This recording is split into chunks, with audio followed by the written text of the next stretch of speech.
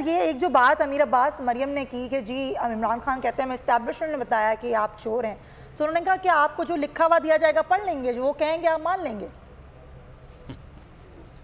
नहीं, देखें ये वो ट्विस्ट कर रही हैं, चूंकि ये स्पिन डॉक्टर्स हैं ना, सारे ये स्पिन करते हैं और हम भी इसलिए बैठे हुए हैं कि हम इनके स्पिन को एक्सपोज करें। इमरान खान साहब ने ये नहीं कहा, ये गलत बयानी से काम ले रही है। इमरान खान साहब ने ये नहीं कहा कि मैं सिर्फ एस्टैब्लिशमेंट के कहने पर ये कह रहा हूं कि ये लोग चोर हैं। इमरान खान तो 90s से इनको चोर कहते चले आ रहे।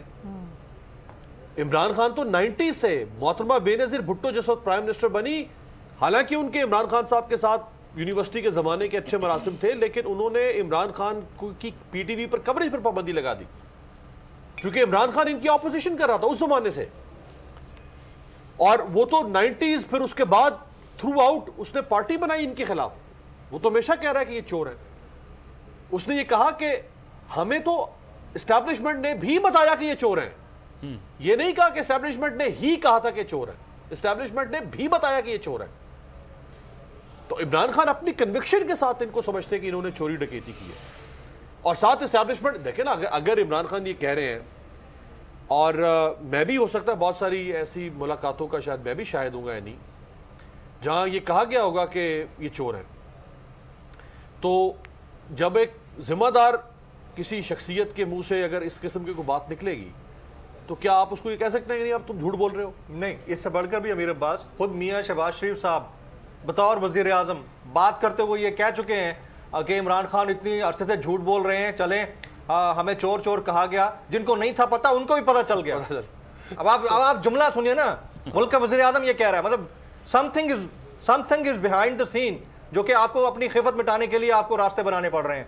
जी अमीर, तो इसलिए ये अब सिर्फ काउंटर करने की कोशिश है मरियम बीबी की।